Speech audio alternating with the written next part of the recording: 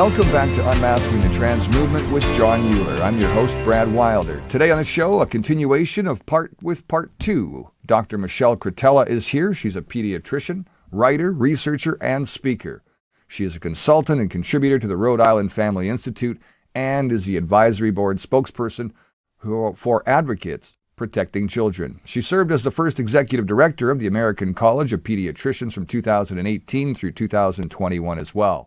And prior to being hired as an executive director, she was elected to the Advocates Protecting Children Board of Directors back in 2005 and was elected to 4 terms each as vice president and in 2010 and president in 2014.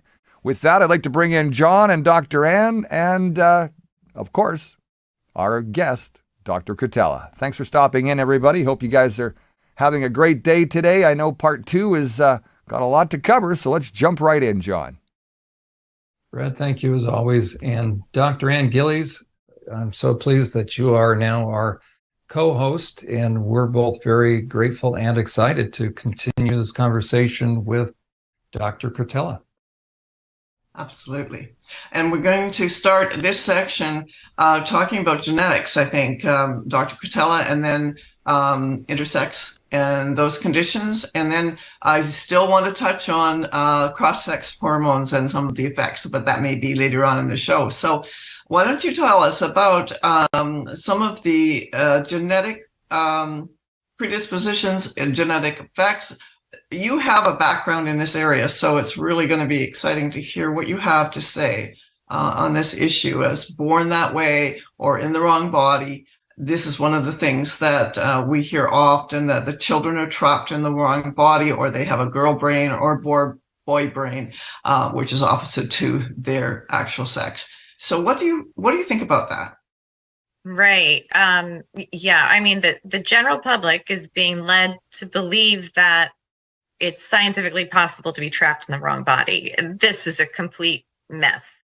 And we are told 3 sub-myths, if you will. My child, little Janie, has a boy brain trapped in a girl body. And it's genetic.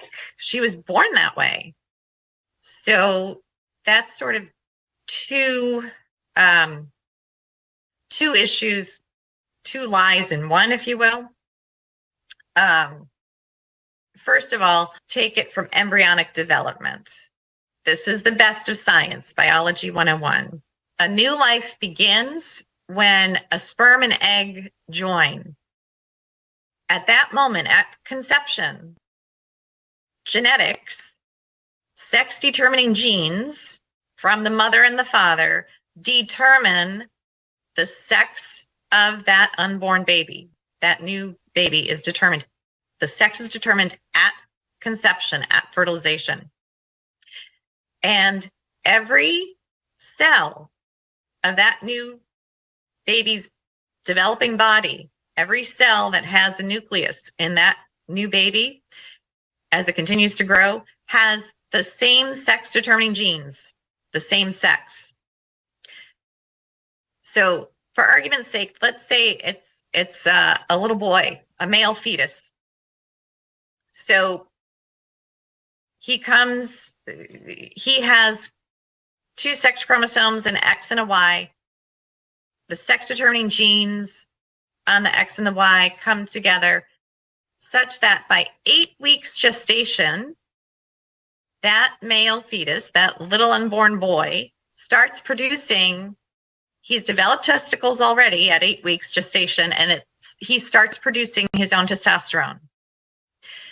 At 8 weeks gestation, that unborn baby boy has a developing brain, and every brain cell has the same DNA as every other cell in his body, which means every brain cell has an XY with the same sex-determining genes. And in addition, every brain cell is now being bathed in his own testosterone, which his body's making. There is no way that, once he's born, so he was male from the moment of conception, genetically speaking. And once he's born, he is male. He remains male. And his entire life, he will remain male, because there is no natural process, no medication, no surgery that will ever change his genetics. You are conceived a male. When you are born, you're still male, and you go through life. It doesn't matter what kind of surgeries, what kind of drugs you take, you will still always be male. So just something right there that I just comes into my mind immediately, because now doctors are telling new moms and dads that these children, so your child is assigned a girl at birth.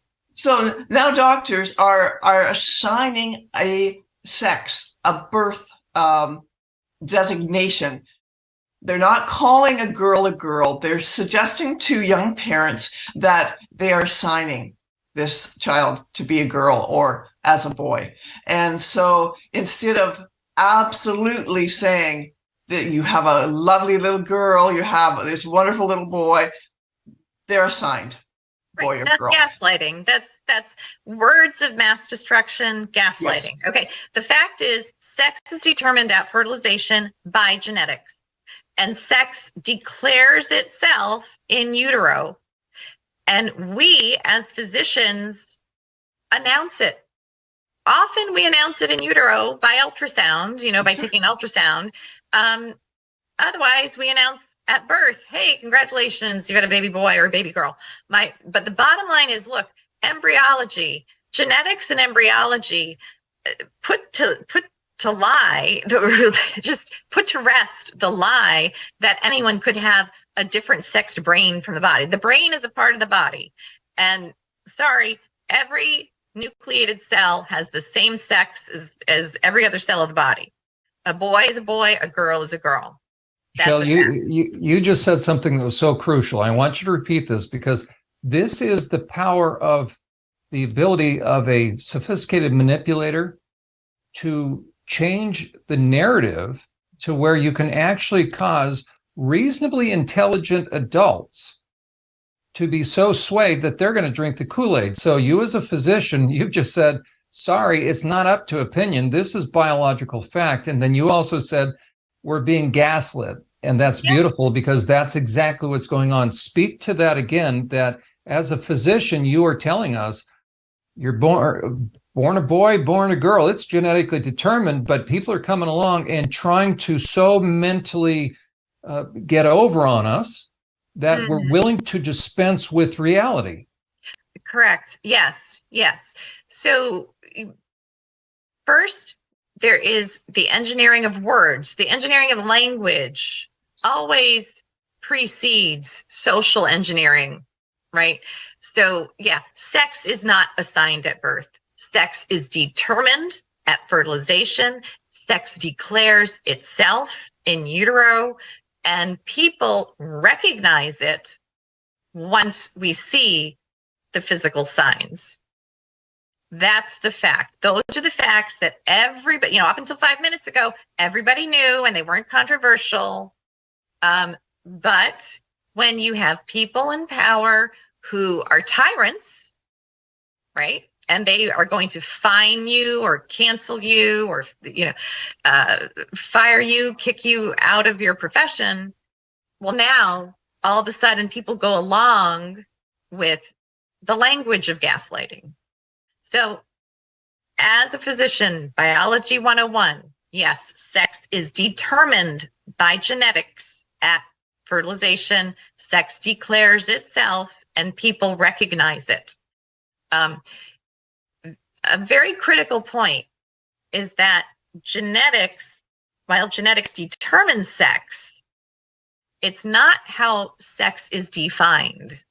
In all the life sciences, sex is defined according to the role an organism plays in reproduction.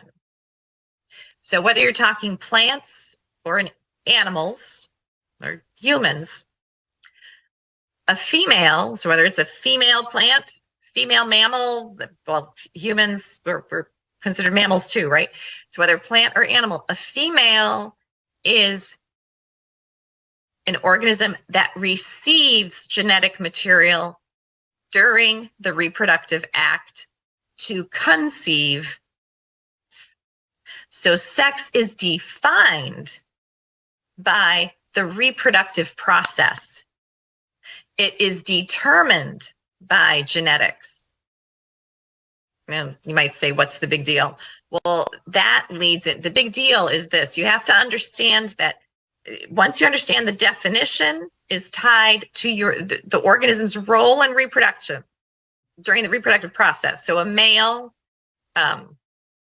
in plants, you have pollen, stamens with pollen, and the female flower receives that, gets fertilized by the bees. They pass the pollen on, right? In mammals, of course, the males make sperm and deposit the sperm in the female, and you get your new life. So just very basic Bio 101. That's what determines or defines, that's what defines male or female. Whether you will produce sperm or whether you will produce eggs and be the receiver of the sperm, that is determined by genetics. And now we can segue into the other lie, or the red herring that is thrown at us, which is, oh, wait a minute. There are intersex people, and they prove that sex is a spectrum. So no, take a deep breath, step back. People with disorders of sex development do exist, but they are disorders of sex development. These are people who are male or female, but they have birth defects that impact their reproductive system. And there are many different kinds. If you take all the different disorders of sex development and put a percentage to it, they make up 0.02% of all live births. So a very tiny percentage. They are not a new sex or additional sex. No. They may have defective eggs, defective sperm. It's a birth defect within their reproductive system for a whole different, for a whole variety of different reasons.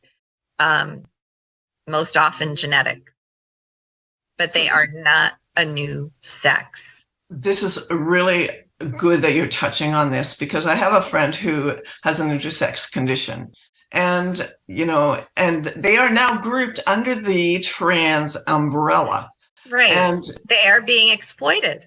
Absolutely. And he is so livid at being associated under that umbrella. He said, this is something I was born with. It is a condition. It's a medical anomaly, is it not? And so these people unwillingly, unwittingly, by this agenda have just been swarmed into here without any sense or any acknowledgement of their own desire or their sense of who they are. It's very frustrating. And I know my friend is really, he's been really, we'll have to have him on the show, John, because he's really been speaking out about this. And it's just all of these different things that are happening to people against their will. It just is so much violation.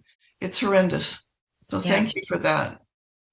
Yes. Michelle, if I might, let me throw out a phrase that I have used, and you as a medical professional speak to this. You can tell me if I'm right or wrong. What I've been saying is this. There's no such thing as trans. Just doesn't exist. Now, before half of our audience wants to, right, we're going to, okay, what I say is this. There's no such thing as trans. It was made up. So there's no trans adults, there's no trans kids. There are just kids. male kids and female kids, boys and girls, who have become confused. Yes. And you can even qualify it and say there's no such physical condition That's right. as transgender. It's in the mind, not in the body. And it's easy to prove. There is not a single medical test for transgender. If this is something you are born with, something that is a physical reality, we would be able to define it with a blood test, imaging. There would be something.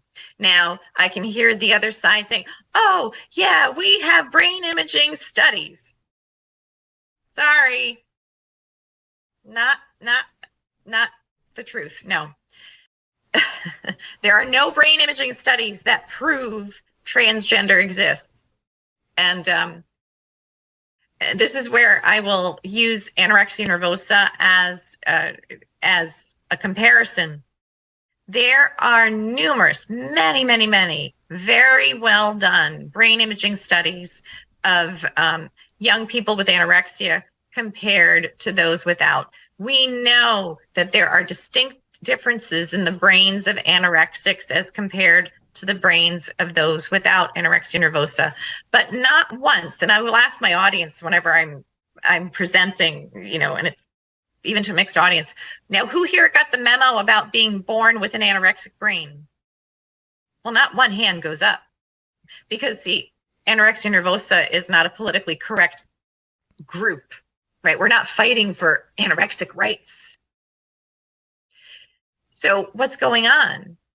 We have all these excellent reproducible studies showing that there's differences in the anorexic brain as compared to the non-anorexic brain. Well, what's going on is that the scientists and doctors are being honest. They're saying, well, yeah, of course there are differences, because you know what?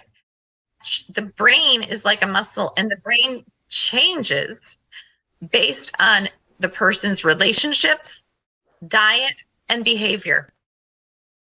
Well, the same thing happens to someone who believes they are transgender. A child who believes they are transgender is thinking, and because thoughts change the imaging of the brain as well. So a child who believes they are transgender has been thinking and behaving in ways differently from their normal believing peers. And that can be reflected, because of neuroplasticity, it can be reflected in brain imaging. So the bottom line is, we know from basic genetics and embryology that everyone is born in the right body with the right brain. That's the hard science. Embryology and genetics, that's the hard science, and that's a fact.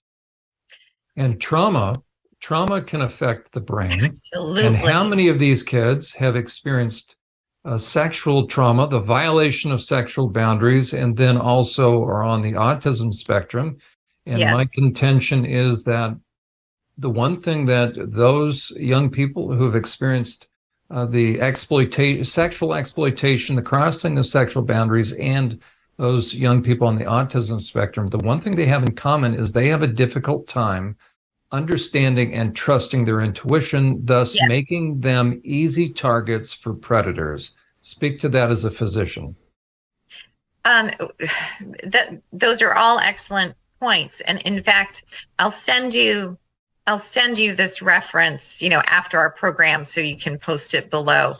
There is an American study, well, two recent studies, one from 2018 and one from 2021, looking at thousands of young people who do identify as trans.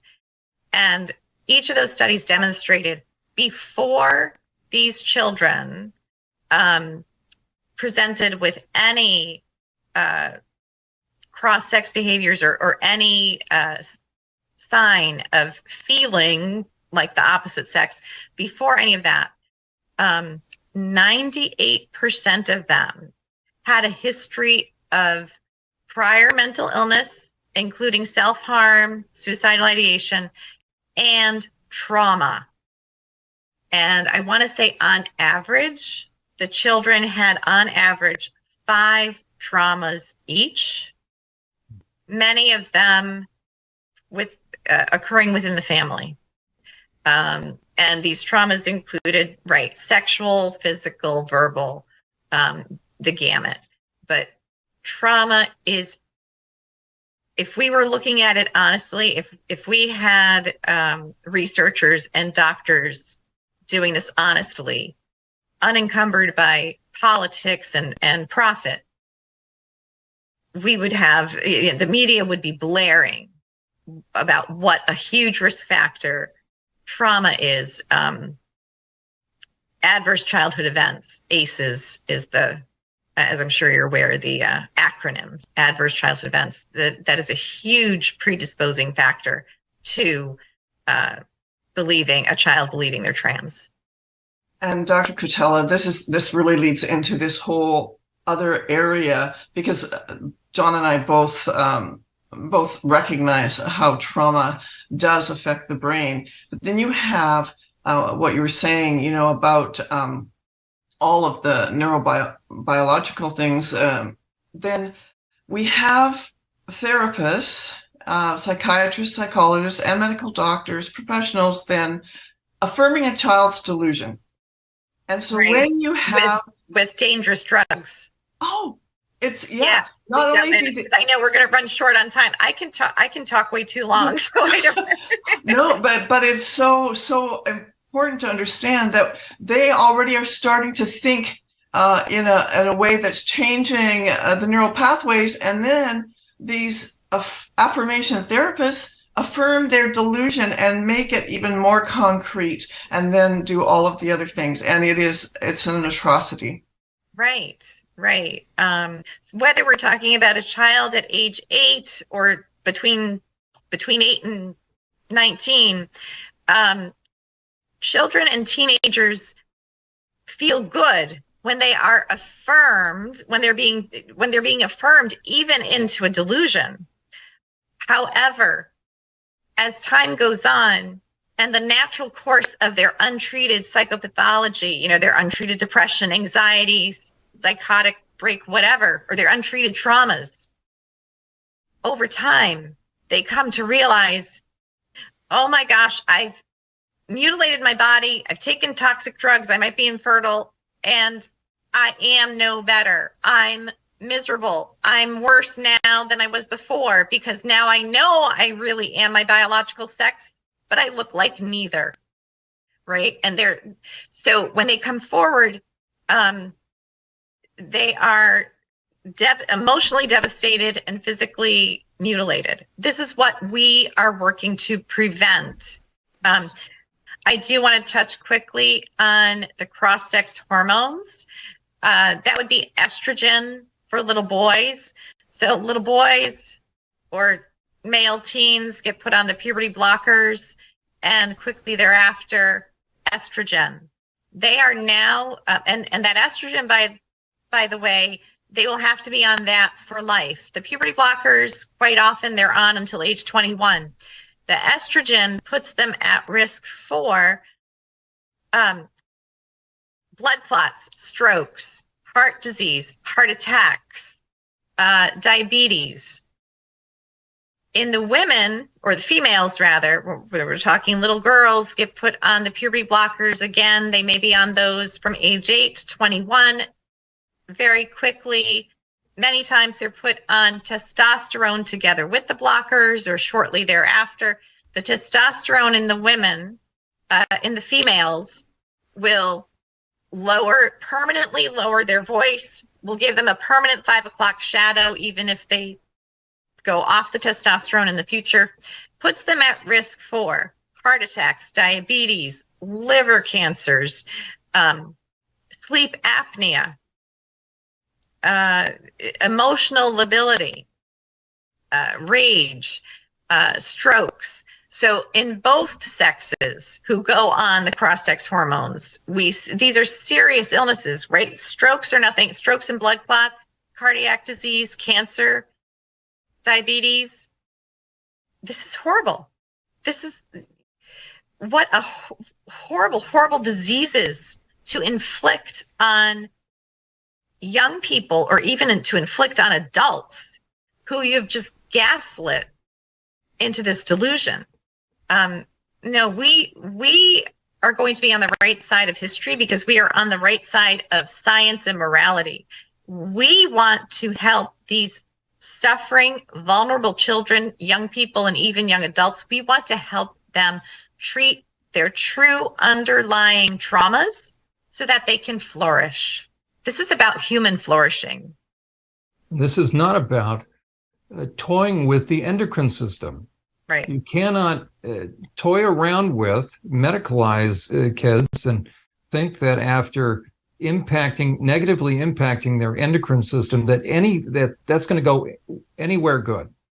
And there is a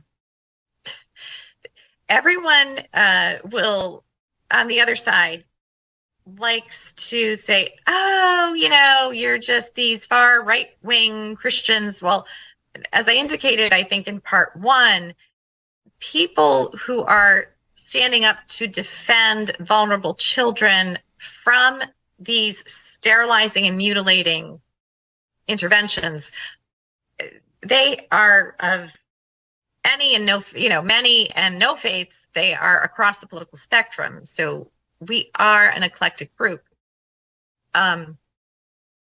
However, I do know that Christians who are involved are coming at this from the traditional, it's the traditional first do no harm medical ethic. And that is what unites even the non-Christians with us. It's first do no harm and promote the course of action, namely trauma treatment, psychotherapy, get to the underlying problems so that we can help the greatest numbers flourish. Absolutely. Thank you so much. One thing we didn't touch on that maybe we'll do again is that the effect on families, and when these children go on cross-sex hormones, and I know several young girls, and the families are just so torn apart because the emotional aspect of testosterone to young girls is horrific. Anger and rage and all kinds of things that they should never have to experience. So wow, you have just been it's just been amazing listening to you, Dr. Cretella. Thank you so much. Well, thank you so much for having me on. It was, it's important information to get out. Thank you.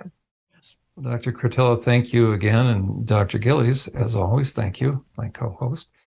Dr. Cretella, we're excited that you have agreed to be one of our first webinar hosts, as it were. So that'll be coming up in not the too distant future, or near future, I should say. We're going to have you.